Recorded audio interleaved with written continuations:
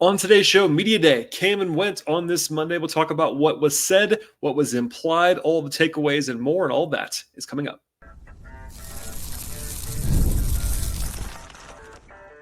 You are Locked On Hawks, your daily Atlanta Hawks podcast. Part of the Locked On Podcast Network. Your team every day. Hello, friends. Welcome to episode 1809 of the Locked On Hawks podcast. I am your host, Brad Rowland, coming to you deep in the night here on a Monday evening into Tuesday, the first show of October, and also the Media Day episode of the Locked On Hawks podcast. And today's podcast is brought to you by the folks at FanDuel Sportsbook. You can begin the football season right now with a big return at FanDuel Sportsbook. Place your first $5 bet and get started with $200 in bonus bets guaranteed. Visit FanDuel.com to get started. I want to also encourage you at the top of the show, as I always do, to make us your first listen each and every day here at Locked On Hawks. Please check us out and subscribe to the show anywhere you might find your podcasts. Of course, places like Spotify and Apple on the audio side. And then we are also on YouTube on the video side. Please like this video as you're watching it, and please subscribe to the show. It's the season. We've arrived. If you are following the Atlanta Hawks each and every day all year long, we do the podcast year round, but the season officially began on Monday with Media Day for the Hawks. I also did a weekend episode of a show after doing 5 shows last week as the first kind of full scale couple of weeks before the season begins. I did a show on Saturday that was not quite an emergency podcast, but just answering some questions about Clint Capella and Julius Randle, et cetera, machinations around the team.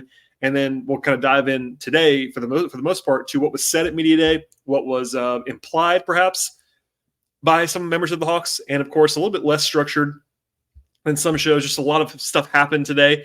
What I'm not going to try to do is dive into every single thing that was said from every player. It would take forever and forever. But I also shared some extra bonus audio and bonus video on the audio platforms from Quin Snyder and Landry Fields and Trae Young and Zaccharie Risacher on the video side on the YouTube. So if you want to follow the show across the platforms, you'll get some extra stuff there. But before I dive into the Media Day stuff, a little bit of a somber note to begin the podcast. It's kind of hanging over Media Day a lot, actually, in Atlanta, because Dikembe Mutombo, a legendary NBA figure, passed away today.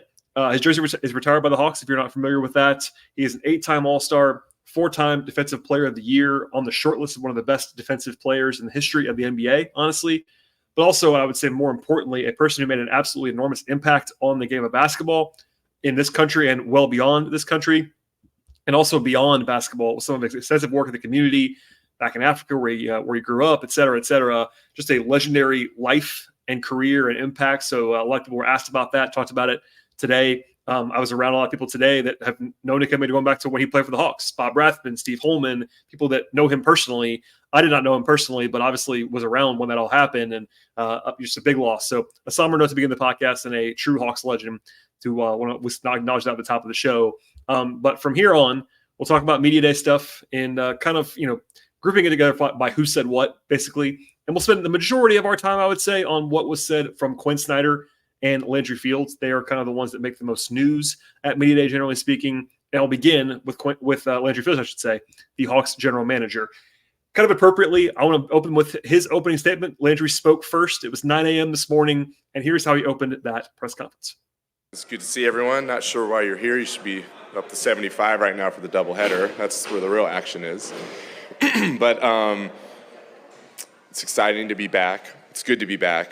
There's been a lot of energy in our gym with OTAs, and it's been fun to see guys all participate in that and show up and see how we've made some moves here, and I do believe we've made progress as it relates to our brand of basketball, which I speak out at length about. And for us, that's really what's most important. We have goals, we have long-term goals, but for us, what we can control are the everyday actions that make us who we are. Playing unselfish basketball, playing with the pass, making sure that we're connected out there. Those are very important to us.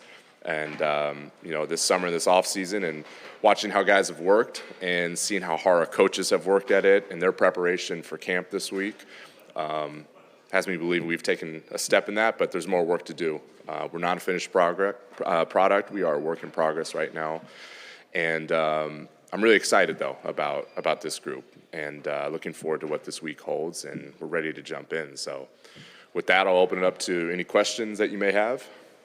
All right. And from there, I won't do this chronologically and how he said everything, but part of that, what happened today was that there's actually 2 bits of actual news, which is not always a given. It's not always a ton of like real news at Media Day necessarily, but both came out of questions that actually I asked. It wasn't because of me necessarily, but there you go.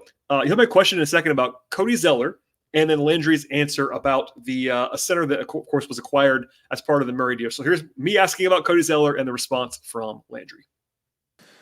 Landry, how do you envision Cody Zeller's role, part of that trade? And obviously have a lot of front court depth, so what do you see from him on this roster? Yeah, it's still an evaluation right now as it relates to our roster and how that's going to shape up going into training camp. We're in talks with his camp to kind of see what that's going to look like for the future. So it may not seem like much there, but when Landry mentions that the team is evaluating Cody Zeller, and here's the big one, quote, having talks with his camp, end quote, I would say, as someone who's covered the league for a decade plus, that it's now likely a precursor to a buyout or a roster move of some kind. That does not mean that it definitely is going to be that. I would say probably or likely, not definitely. But I'd be very surprised at this point based on what Landry said in that answer. And one more thing, Zeller was not at Media Day today. That combination kind of would surprise me if Zeller was still on the team on opening night. Again, not impossible, but you don't generally have the GM talking about, talks with his camp about a fringe player like this unless it's for a contract extension, which won't be happening because he's on a 3-year contract that's non-guaranteed, or a buyout or a trade or something like that. So I would, again, be surprised if he's on the team. Wanted to at least note that there. And it was a little bit of an eyebrow raiser that he answered the question that plainly. Landry and Quin are not exactly always the most forthcoming. So I asked it fairly directly, and Landry gave a pretty direct answer, even if you kind of more of alluded to it than actually spelled it out. But if you are around the league long enough, you'll know what he kind of said there. One more piece of news. The other one that I mentioned that I actually asked about was about Nikola Djurisic. So he was, of course, the guy the Hawks drafted in the second round of this year's draft, ended up being the prospect that the Hawks landed in the AJ Griffin trade, etc. I asked Landry about the plan for Djurisic and an update on his status. I know Nikola is not under contract yet, but a guy you drafted this summer. What do you expect that situation to look like? I know he's still banged up too, but what's the latest on his status? Yeah, still trying to get him healthy. Looking at a few different options for him, and likely a stash opportunity for us. And I think that's probably where we'll see him go. So as you hear there, he said, and I'm quoting now, that the Hawks are looking at a few different options and that it is likely a stash opportunity for us. Now, I've been talking about this a lot in recent days or weeks if you listen to the podcast regularly about, number one, he's not on the roster right now. So he can't be on the training camp roster because he's not under contract. So he can't be around the team right now as far as like an official capacity. He is hurt as well. He broke his foot at Summer League. The official timetable for that is a reevaluation in November. So none of this is terribly surprising. I actually asked Landry at the intro press conference whether it was going to be a possibility that Djurisic was stashed. He acknowledged that was a yes. Now, there's a part 2 to this. Since this all happened, I'm recording this podcast late Monday night. There was an Instagram post from Djurisic's agent that kind of alludes to Djurisic being in College Park, which is interesting because there are different interpretations of that. And I don't know right now. It's very late. I couldn't get a hold of anybody at 11 p.m. as I'm recording this podcast. People kind of jump to say that Landry lied or whatever. That's not what happened. So there's a chance that he's on a 2-way contract. Let's just say, for instance, go back to Cody Zeller. If the Hawks were to buy out Cody Zeller, that would create a roster spot, right? They could then promote a 2-way guy to a full-time contract. That could be Keaton Wallace. It could be Don Barlow. It could be Seth Lundy. Or you could sign someone to fill that roster spot, or you could sign Djurisic to fill that roster spot. If you were to promote someone from a 2-way contract, you could also give that 2-way contract to Djurisic, for instance, or to someone like Kevon Harris or Daquan Plowden, who are on the Cape roster. So lots of different moving parts. But let's just say the agent Instagram post is real and it ties him to College Park, not to Atlanta, to College Park. I know people don't think about it this way. There is a stash possibility that I've actually mentioned on the show before. I talked about it with people in person today. You could have Djurisic sign a G League contract, not a 2-way, a G League contract. So he would not be on the roster. He would not be accruing NBA service time. He would just be in the G League, and you would be monitoring him from there. That is a stash option. Normally you think stash, you think somewhere overseas where he was playing before, et cetera, et cetera. There is a chance that he is just stashed, quote unquote, in the G League. That's allowed. It's possible. and maybe that's an option, or he's on a two-way or whatever. We will see. But that was kind of a wrinkle that happened well after media day today. So on the Instagram front. So that was passed along to me. I did see it. I tried to do some calls. It's late at night, and camp opens on Tuesday. So maybe we'll get some more answers in the coming days, and it could all be connected between Zeller and Djurisic and the rest of the roster. Okay, I will have more coming up in a second, but first, a word from our partners on today's podcast. Today's show is brought to you by FanDuel Sportsbook. Football is here in a big way. If you're an NFL fan, you begin the season with a big return at FanDuel Sportsbook. FanDuel is America's #1 sportsbook. And when you happen to have a hunch in the middle of a game, you can see a lot of different information sets from the latest stats to live play-by-play and much more on the same page where you place your bets at FanDuel. You also get started with a great offer for FanDuel, and that is $200 in bonus bets guaranteed when you place your first $5 bet at FanDuel. You should also know the FanDuel Sportsbook app, and it's really easy to use as well. They have all the stuff you're looking for across the sports betting space, from over-unders to point spreads to live betting, money lines, player props, future bets, same-game parlays, and so much more. The app is safe, it's secure, and they cover the entire range of sports at FanDuel Sportsbook as well. NBA, WNBA, NFL, college football, MLB, hockey, golf, tennis, soccer, auto racing, boxing, MMA, and so much more. And now is an awesome time to sign up with the folks at FanDuel Sportsbook.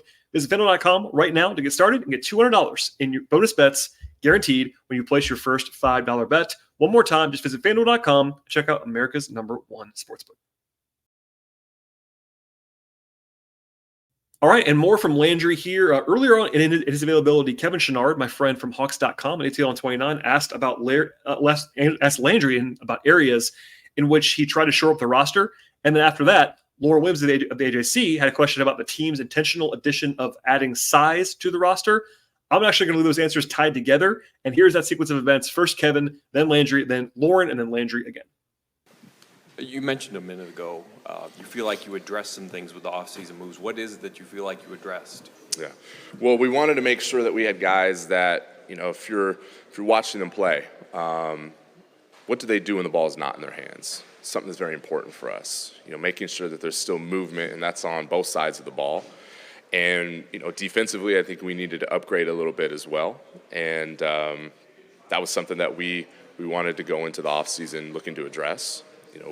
Had the #1 pick and feel great about Zach and his progress and how he attacks his everyday work. He's already been a pro for some time, so it's good to see where he's at and good to see, at 19, where he ultimately could go, and we're very thrilled so far of what we've seen, and, I think his ceiling is unbelievably high. Last season, the idea of size came up a lot in terms of just depth and how many people went down in the front court and injuries, but I'm curious how you felt you addressed that this offseason as well. Yeah, depth is huge. Last year with injuries, you could see how that plays out. I think we have a lot of depth this year. There's a lot of guys that can play. There'll be some challenging decisions that have to be made when it comes to lineups. Wanted to definitely address some sizing stuff as well, get bigger at the wing. And I think we did that. And I think we have guys that, especially as we look at sort of the spectrum of wings between, the typical 2 through 4, it's kind of an interchangeable play that we have. And I thought that, from the things that we've done, we addressed that. So no surprise here. I've been pointing this out for all summer long and really dating back to last year, especially on the player capsules with Glenn Willis. Something that Quin Snyder talked about a lot last year was the size or lack thereof for Atlanta. It was a clear theme, and Landry kind of acknowledged that in multiple ways, as did Quinn on today's media availability. So no surprises, but I thought it was worth noting and passing along. Also, former Locked On Hawks guest David Lee asked about the evaluations of guys like Dyson Daniels and Don Barlow and David Roddy before they acquired them. And here's how Landry had to describe those players. You evaluate them. It's a quantity thing. It's not just you see them once or twice. It is a full range of evaluation and scouting that you do. You brought up David Roddy, who, we made that deal this summer, who we identified, throughout time. And then the summer league, we were really pleased with his play and progression and some of the strides that he made on the court. So looking at more of our brand, we saw him and kind of dating back to even when he was at Colorado State, the things that he could do, which he's not necessarily shown too much in the NBA. We feel like, hey, that really fits. Can we unearth some of that we saw before he even got to this level? And so that's exciting. And he's a guy that watching how he's played the last few weeks has been fun to see, because you start to see like, oh, there's some things that he can do with the pass and the toughness that he brings. He's a great voice as well, and he works his tail off. So that's been really good for us. Dyson, incredible defender, continuing to evolve in his offensive game. Watching him from Ignite to where he's at now, he has that playmaking ability and the versatility that he shows. And when he doesn't have the ball, he's still effective out there. And another key character that fits our group and our ethos. So both those guys have been great so far. So from here, Landry, kind of just more news and notes kind of stuff here. He is willing to listen on trade stuff in training camp. He was asked about that directly. Not a huge answer, but didn't rule out moves before opening night for sure. He noted that Cody Buffkin and Mo Gay are back to 100% health when he was asked about that, and have them be together as second-year players who were banged up last year. But then Landry did mention that both Onyeka Okongwu and Seth Lundy are ramping up, and it very clearly and purposefully, it felt like, did not say that Okongwu and Lundy are 100% cleared and ready. I will say this, as I will probably say this again later too. Okongwu kind of did the same thing. I actually asked a follow-up that I will maybe play for you later if we have time. And Okongwu just very artfully did not say he was cleared and 100% to go. So I'm assuming right now that he probably is not quite 100%, and Lundy is still recovering from the surgery he had this summer as well. Elsewhere, he talks about Landry did prioritizing defense and off-ball movement in his offseason moves. No surprises there. And then he noted that some clear strides from Beat Krejci in the last year or so. Praised him as a culture setter for the team. Didn't talk about role for a lot of different guys. Like, for instance, he talked about Trae in pretty glowing terms. No surprises there. Landry is very upbeat. He also, as I'll talk about with Quin in a second, does not really say a ton in terms of specifics. He has the corporate speak down to a science in some respects, but still pretty upbeat and pretty positive for a team that is kind of resetting itself right now. From there, I want to hit on Quin Snyder a little bit. I said it before, but he kind of ties it to everything together. They are, of course, speaking separately, but kind of as the leadership structure for the Hawks basketball operations in Landry and Quin. The positional size focus was definitely out there. Something that Quin emphasized so much during last year, but he did it again during his availability. Something that everyone said basically is that almost the entire team was in the building for OTAs in the last several weeks. If you're not familiar with this, it's not like the NFL where it's like very structured and like media's around and like stuff like that. It's definitely more informal. You can't do certain things, all that stuff.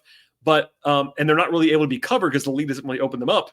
But obviously there was video that the team was sharing. There were guys in town. There's been lots of videos of like Trae and Risacher and Daniels and like hanging out together, going to Falcons games, going to Oklahoma together. Jalen Johnson's been in the mix, etc. And it's because a lot of these guys have been in town for a while playing basketball, which is good. It's good camaraderie building, all that stuff. Quin talked about like Jalen. Obviously was asked about him a lot, and Jalen was a huge theme today in general, about his improvement areas, just referencing the fact that, Jalen could make a big impact defensively.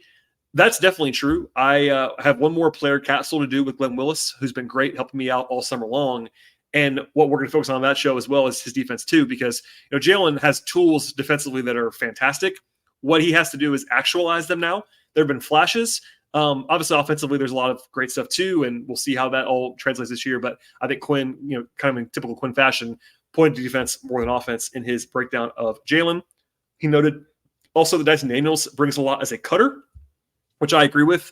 One of the underrated aspects of his game offensively is that he's not like necessarily a huge on-ball threat all the time, but he can make the right cuts, the right movements, et cetera, et cetera.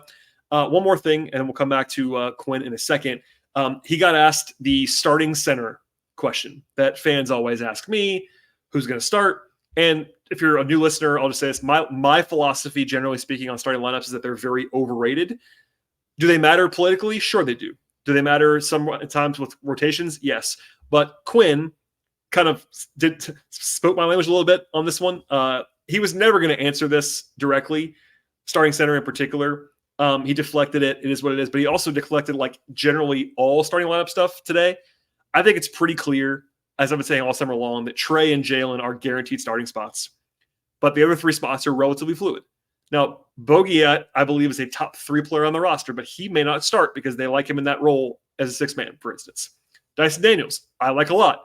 I think he probably starts. We'll see. DeAndre Hunter has been starting every minute of his career basically until last year when he got hurt. Zaccharie Risacher is the number 1 overall pick in the draft. That's a lot of guys for battling for 3 different spots, actually 2 different spots on the perimeter. And then you throw in either Capella or Okongwu. And again, tying it in from earlier, Okongwu may not be full go when camp opens, which might impact things. So not surprised that Quin dodged it. At the same time, it's kind of understandable because there might be some actual training camp battling going on in the preseason, et cetera, for who starts. But also, he said it. I think Landry said it as well.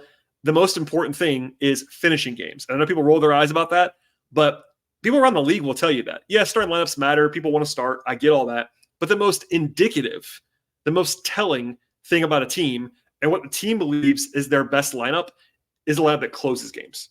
Who's on the court at the end in crunch time? That tells you more. There are a lot of teams that do not start their best 5 players. The Hawks are one of them. At least they were last year. Bogey was very, very clearly one of their best 5 players.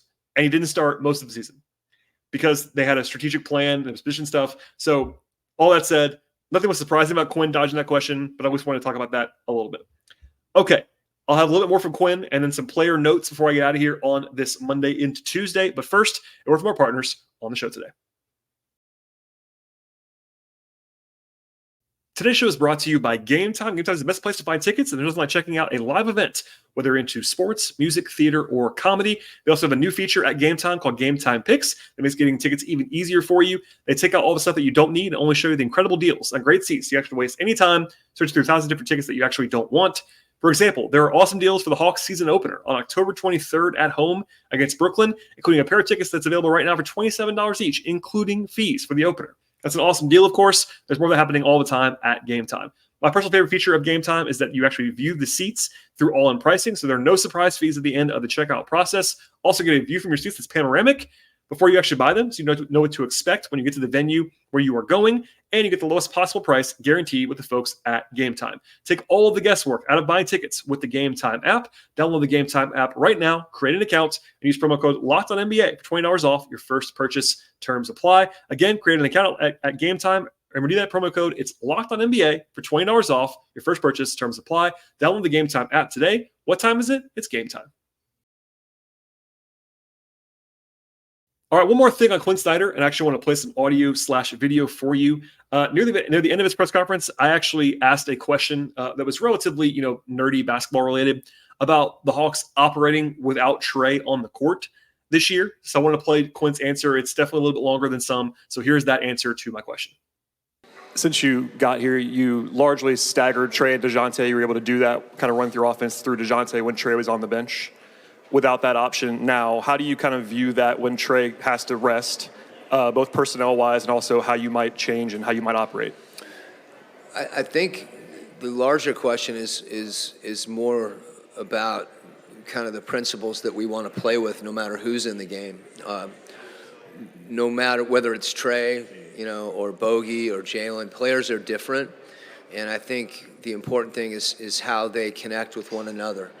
And so in addition to your question, which is a good one, I think it's take it one step further, it's combinations. And, as I mentioned before, our ability to continue to evolve as a program with some of the, the principles that I see as being not just, how a team plays. There isn't some kind of idealistic way to play this game. There's things that you as a coach may embrace because sometimes the style of play is reflective of a deeper level of feeling about the things that are important to you. But those things are important with respect to a particular team because that's the way you win. It's our Hawks team this year, to me, there's fundamental things that we can do both offensively and defensively, which that's the path to winning. That's the path to being more efficient offensively. So how those players fit together and how we collectively, continue to improve in those areas, I think is more important than any one individual player and what they bring. And then at the same time, you want to try to maximize what each individual player can do. And that also plays into your system. As I said, playing with the pass is something that I think is really important for this group, in part because we have a number of guys that are capable of doing that. Trae may be at the forefront in his ability to pass the ball, but there's different types of passes, and I think this team can really be connected around that, more so than maybe we've seen teams here in the past. I thought this was basically a Quin masterclass. I thought it was hilarious that he didn't actually mention a single name. Even though I asked about personnel in the question, he didn't talk about that at all. I'm not surprised, but it was somewhat intriguing. Like, he got some pretty interesting basketball stuff there, but also there was no talk about like who the basketball point guard is going to be, for instance. I do believe that there are combinations, and what he's talking about there is 100% right. And something I try to incorporate a lot on the podcast is like, guys fit well together and should be played in combinations together. Guys don't work together as well in some of the same fashion. Obviously, an example last year was Trae and Dejounte. That's a prominent example, but there's more underlying ones than that. So I would love to know what the plan is going to be when Trae sits, whether it's going to be Kobe Buffkin at point guard or Dyson Daniels at point guard or whatever. But I'm not surprised that Quin didn't answer it that directly, but also you get some kernels of truth in there and listen to that answer. So from here, I'll give you some news and notes on the rest of the player stuff, and then we'll sign off on this Monday into Tuesday. I think generally speaking, everyone talks about playing faster, which is not a huge surprise. It's a very on-brand media day topic, but talks about being bigger and faster and more athletic. All that is true, and we'll see how much it manifests. Trae talks pretty glowingly about his new teammates in Dyson and Risacher in particular. He spent a lot of time with Zach this summer. It's been chronicled on social media quite a bit. He talked about Dyson's defense, as he probably should, but also made sure to note that it's not just like Dyson's just a stopper only, and he likes his offense too. I think the quote that Trae said was like, there's like almost nobody more excited about his defense than Trae is, which I agree. But also he said it's on him to help offensively. I thought Trae was in a good mood, lighthearted. Obviously talks about competing. He got a question about the playoffs. Like, he wants to win. He always says that. He said it again today. But I thought it was pretty good, like lighthearted. And again, if you want to listen or watch that, it's available in full on my platforms, either audio or video on YouTube. Jalen, I actually asked Jalen about his contract negotiations, kind of knowing what he would say, but somebody had to ask him. It was like a process question. Same thing as like when I asked about Zeller and Djurisic. Those are like the layup process questions that only kind of I ask sometimes, me and Lauren Williams and Kevin Schnarr, basically. But anyway, he deferred to his agent, as you might expect. He's focusing on basketball, but I felt like I should probably ask him, and Jalen just kind of no comment to that, which is fine. He had a big smile when he was asked about his individual goals, and he said the following, quote, "Be a whole lot better last year and see what that takes me." So Jalen's a confident guy. He's obviously upbeat for that. He mentioned about the Hawks being able to switch more on the personnel side defensively, which I agree with. Risacher, to me, looked a little bit bigger than he did in July. I know I mentioned his weight on the show over the weekend. He's listed at 215. That's a big jump, but he obviously is bigger and stronger, as you might expect, for a young guy who's moving to America, eating more, working out more, etc. A lot of praise for him and the way he's looked in OTAs from the other players too, like Garrison Matthews mentioned it, Trae mentioned it, etc. I think he's looked good behind the scenes. We won't know that until we see him in public, but good anecdotal stuff there. He talks about playing against KD as a guy he's excited about playing against because he's his favorite player growing up, etc. I mentioned before that Okongwu kind of had this interesting exchange when I asked about his health status. I know sort of Lauren Williams of the AJC. So Lauren asked him about his recovery and his work over the summer. And he said that his rehab over the summer was good and he feels good mentally and physically. Then I asked him more candidly whether he had more restrictions or if he's 100% and full go. And he said, quote, "Right now, I'm just working my way back up, excited for camp, excited to go out there and be with the team again," end quote. So to me, if you're cleared and I ask you that, you're going to say, yes, I'm 100% cleared. And he didn't say that. So I'm not saying for sure that he's not cleared, but indications are between what Landry said and what Okongwu said that he's not quite 100% there. We will see once camp opens on Tuesday. Maybe they'll be asked more directly, give more answers. The Hawks will have to give an injury report until a game is happening. So that's kind of the more intricate time period for that. But anyway, just something to keep an eye on the next couple of days. Dyson Daniels talked for the first time in his Hawks tenure to the media because he's not been around since the trade actually happened. He was just good talking about basketball, like lots of in-depth stuff. I recommend listening to it or watching it on YouTube or on my Patreon or anywhere. But he talked about making quick decisions, taking advantage of favorable positions that Trae and Bogey, other people put him in offensively. I agree with that. He said his individual goal is actually to make first team all defense, which I've been calling for that all summer long, actually, about like his ceiling being that high. Usually team success has to kind of correlate with individual defensive honors. But, and by the way, the last time in a bit of synergy, the Hawks had a first team all defensive guy was Mutombo. So it's been a long time. Shouts to Deke. No one's actually even made second team all defense since Millsap like 9 years ago. So it's been a long time. I think he's got the upside to do that for sure. And also talked about pretty interestingly reworking his shooting in some interesting depth. And that answer was pretty interesting to me. Anyway, I thought Dyson was candid and interesting, and more of him, please, in the future. Clint talked about defensive rebounding. I thought that was notable, and the ability to defend in transition as being like pretty big emphasis. He mentioned all the size they have now, but just like kind of, he didn't say this, but like taking more of the heat off him to be the only rebounder is probably helpful. He was upbeat about the roster change, I would say. Larry Nance is now in town. He talked about primarily playing the 4 early in his career, as I've been talking about a lot on the show, but playing the 5 more in recent years. He said he's ready to play either next to a big like Clint or Neka or as the center, either way. And then I had forgotten this. He played with Kyle Korver in the NBA, which is funny. So they're actually close, dating back to Cleveland. Notable there. And then finally, Bogey was Bogey, I would say. He talked about playing a lot of basketball this summer. He looked really tan, which is funny to see. Focusing on his body, looks to be full strength. Obviously, the one concern was that Bogey played a lot of basketball this summer. He's had injury issues, but he seems to be 100% and in good shape and ready to go, ready to rock, and that's a good sign. So, again, this could be a 2-hour podcast.